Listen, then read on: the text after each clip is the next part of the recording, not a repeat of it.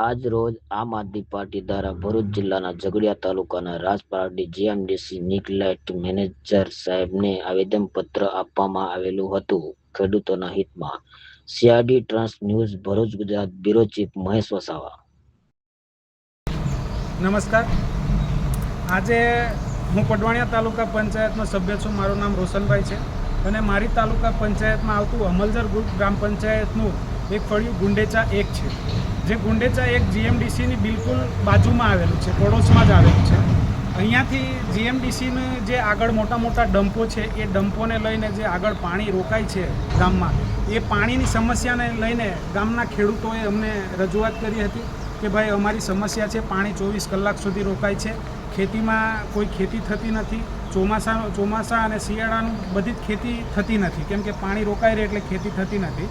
જેના સંદર્ભે અમે પણ ત્યાં સ્થળ પર જઈ અને જોયું તો ગુંડેચા 1 પાસે ખરેખર પાણી રોકાય છે અને સામે એવું દેખાઈ આવે છે કે ભાઈ જીએમડીસીના મોટા મોટા જે સિલિકાના ડમ્પ છે એના કારણે આ પાણી રોકાઈ રહ્યું છે, જેની રજૂઆત અમે ત્યાં પણ જોયું અને આજે જીએમડીસી હેડ ઓફિસે આવ્યા છે અને જીએમડીસીના સાહેબને અમે મળ્યા છે, ઉમરિયા સાહેબ અને મીણા સાહેબને અમે લેખિત રજૂઆત કરી છે। જિલ્લા પંચાયતના બેન નર્મદાબેન જે અમારા સભ્ય છે જિલ્લા પંચાયતના, એમના લેટર પેડ પર અમે આપ્યું છે, પરંતુ અહીંયા આવ્યા તો જીએમડીસીમાંથી એવો જવાબ અમને મળે છે કે ભાઈ આ પાણી અમારા કારણે રોકાતું નથી, જ્યારે વર્ષોથી પાણી જીએમડીસીના ડમ્પોના કારણે રોકાય છે। જીએમડીસી અગાઉ વળતર આપતી હતી જે તે ખેડૂતોને, જે તે ખેડૂતના ખેતરમાં પાણી રોકાતું હતું એમને વળતર આપતી હતી।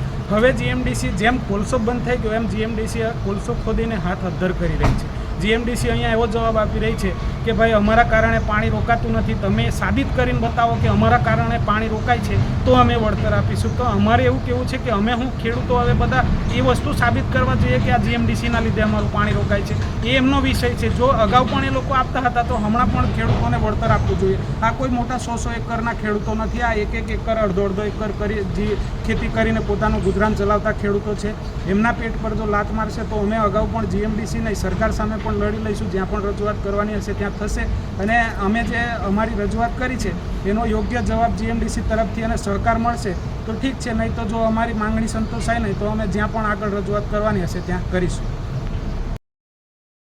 નમસ્કાર। આજે અમે આ જીએમડીસી ઓફિસની મુલાકાતે આવ્યા હતા। નજીકનું ગામ છે ગુંડેચા 1, એ જીએમડીસીના અસરગ્રસ્તમાં ગામ આવે છે।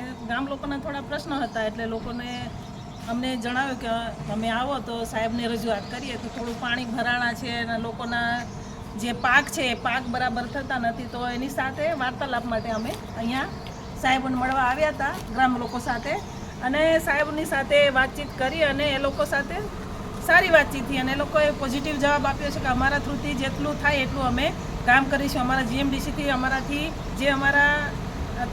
એમને તકલીફ પડી છે એ તકલીફ અમે પહેલાં નિરીક્ષણ કરીશું અને પછી અમે એમને સપોર્ટમાં આવીશું એવું કર્યું છે। તો એમને બધાનો અમે ખૂબ આભાર માની છે। ધન્યવાદ।